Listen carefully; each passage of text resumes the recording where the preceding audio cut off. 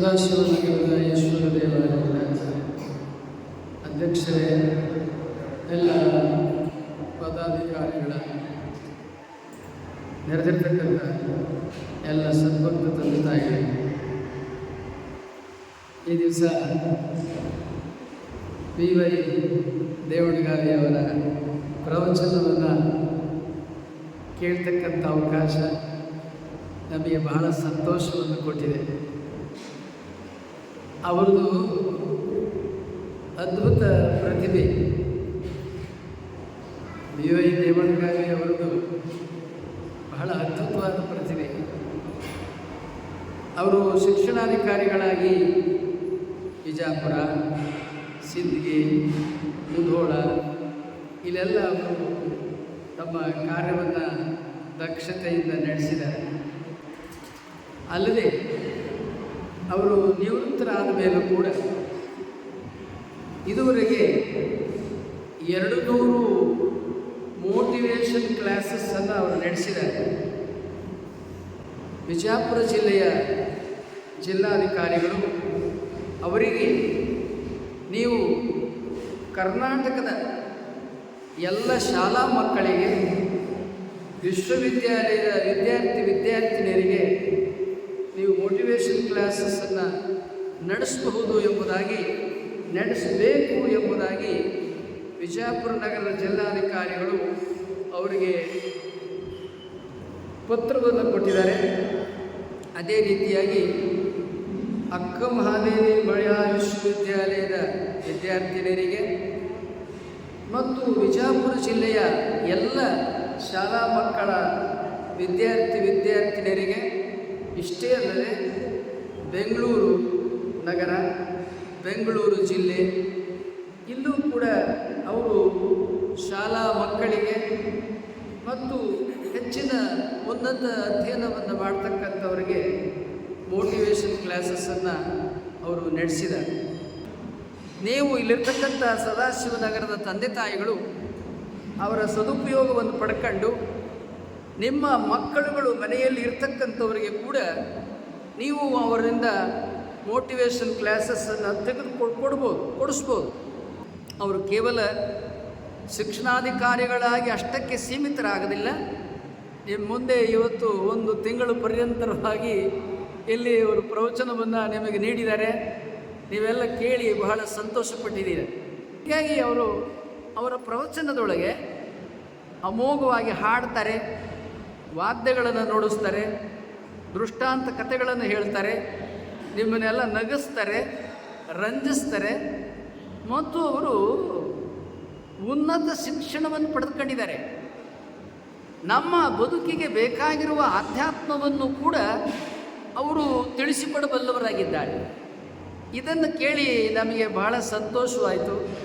ಮತ್ತು ಸದಾಶಿವನಗರದ ಈಶ್ವರ ದೇವಾಲಯದ ಎಲ್ಲ ಪದಾಧಿಕಾರಿ ವರ್ಗದವರು, ಸ್ವಾಮೀಜಿಯವರೇ, ತಾವು ಈ ದಿವಸ ಬಂದು ಸಮಾರೋಪ ಸಮಾರಂಭದಲ್ಲಿ ನಾವು ಸಾನ್ನಿಧ್ಯ ವಹಿಸಿ ಆಶೀರ್ವಚನವನ್ನು ಮಾಡಬೇಕು ಎಂಬುದಾಗಿ ಅವರು ತಿಳಿಸಿದ ಕಾರಣವಾಗಿ ಸಂತೋಷದಿಂದ ಇಲ್ಲಿ ಬಂದಿದೆ. ಫೈನಾನ್ಸ್ ಆಫೀಸರ್ ಆಗಿದ್ದಂತಹ ಹೊಳ್ಳೆಯಣ್ಣವರು ಕೂಡ ಇಲ್ಲಿ ಬಂದಿದ್ದಾರೆ. ಶ್ರಾವಣ ಮಾಸದಲ್ಲಿ ತಾವೆಲ್ಲ ವಿಜಯಪುರ ನಗರದಲ್ಲಂತೂ ಒಂದು 30 ಕಡೆ ಶಿವಾನುಭವ ಪ್ರವಚನ ನಡೀತಾ ಇರ್ಬೋದು. ವಿಜಯಪುರ ನಗರದಲ್ಲೇ ಕನಿಷ್ಠ ಒಂದು 30 ಕಡೆ ಈ ರೀತಿಯ ಶ್ರಾವಣ ಮಾಸದ ಪ್ರವಚನಗಳು ನಡೀತಾ ಇರಬಹುದು. ಅಲ್ಲಮ ಪ್ರಭುದೇವರ 2 ವಚನಗಳನ್ನು ನಿಮ್ಮ ಮುಂದೆ ಇಡ್ತೇವೆ. ಮಜ್ಜನ ಕೆರವಡೆ ನೀನು ಶುದ್ಧ ನಿರ್ಮಲ ದೇಹಿ, ಮಜ್ಜನ ಕೆರವಡೆ ನೀನು ಶುದ್ಧ ನಿರ್ಮಲ ದೇಹಿ, ಪೂಜೆಯ ಮಾಡುವಡೆ ನಿನಗೆ ಗಗನ ಕಮಲ ಕುಸುಮದ ಅಖಂಡಿತ ಪೂಜೆ. ಮಜ್ಜನ ಕೆರವಡೆ ನೀನು ಶುದ್ಧ ನಿರ್ಮಲ ದೇಹಿ ಪೂಜೆಯ ಮಾಡುವಡೆ ನಿನಗೆ ಗಗನ ಕಮಲ ಕುಸುಮದ ಖಂಡಿತ ಪೂಜೆ ಧೂಪ ದೀಪಾರತಿಗಳ ಬೆಳಗುವಡೆ ನಿನಗೆ ನೀನು ಅನಂತ ಜ್ಯೋತಿ ಪ್ರಕಾಶನು ಧೂಪ ದೀಪಾರತಿಗಳ ಬೆಳಗುವಡೆ ನೀನು ಸ್ವಯಂ ಜ್ಯೋತಿ ಪ್ರಕಾಶನು ಅರ್ಪಿತವ ಮಾಡುವಡೆ ನಿನಗೆ ನೀನು ನಿತ್ಯ ತೃಪ್ತನು ಅರ್ಪಿತವ ಮಾಡುವಡೆ ನಿನಗೆ ನೀನು ನಿತ್ಯ ತೃಪ್ತನು ನಿತ್ಯನೇ ಮಂಗಳ ಮಾಡುವಡೆ ನಿನಗೆ ಅನಂತಲ ಮಂಗಳಾದವು ನಿತ್ಯನೇ ಮಂಗಳ ಮಾಡುವಡೆ ನಿನಗೆ ಅನಂತಲ ಮಂಗಳಾದವು ಗುಹೇಶ್ವರ ಗುಹೇಶ್ವರ ಗುಹೇಶ್ವರ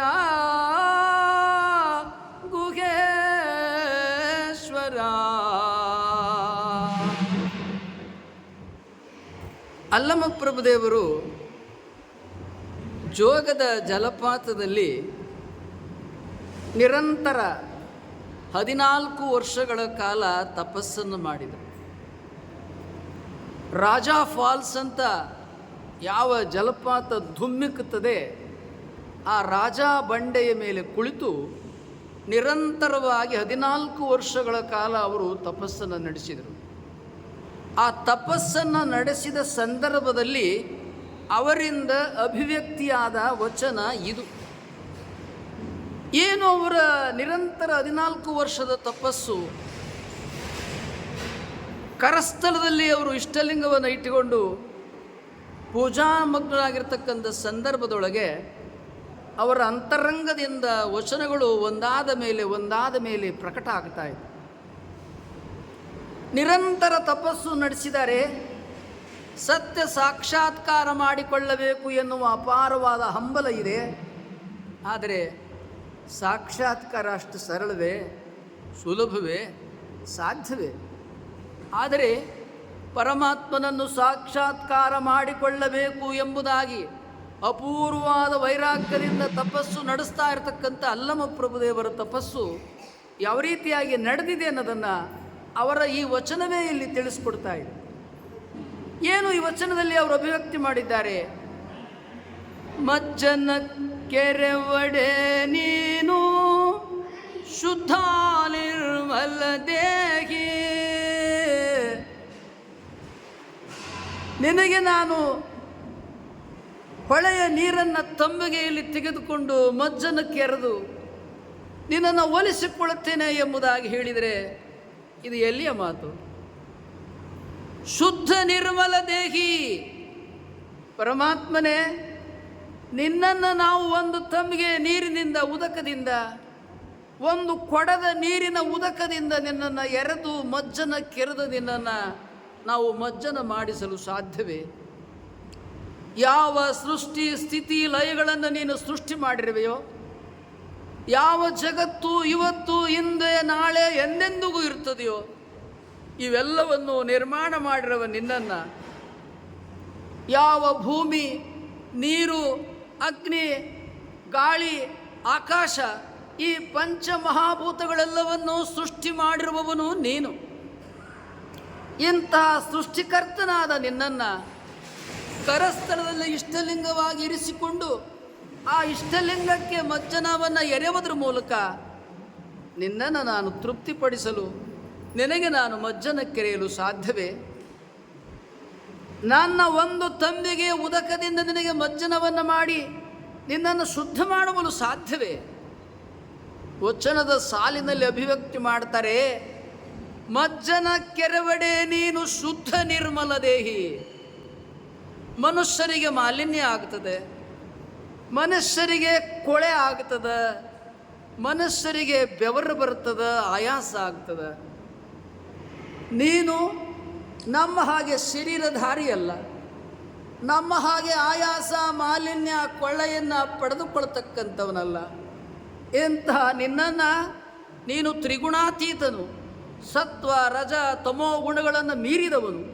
ಇಂತಹ ನಿನ್ನನ್ನು ನಾನು ಒಂದು ಉದಕ, ಒಂದು ಕೊಡ, ಒಂದು ತಮ್ಗೆ ಮಜ್ಜನದಿಂದ ಎರೆದು ಶುದ್ಧಗೊಳಿಸ್ತೇನೆ, ನಾನು ನಿರ್ಮಲ ಮಾಡ್ತೇನೆ ಎಂಬುದಾಗಿ ಹೇಳಿದರೆ ಅದು ಸಾಧ್ಯವೇ?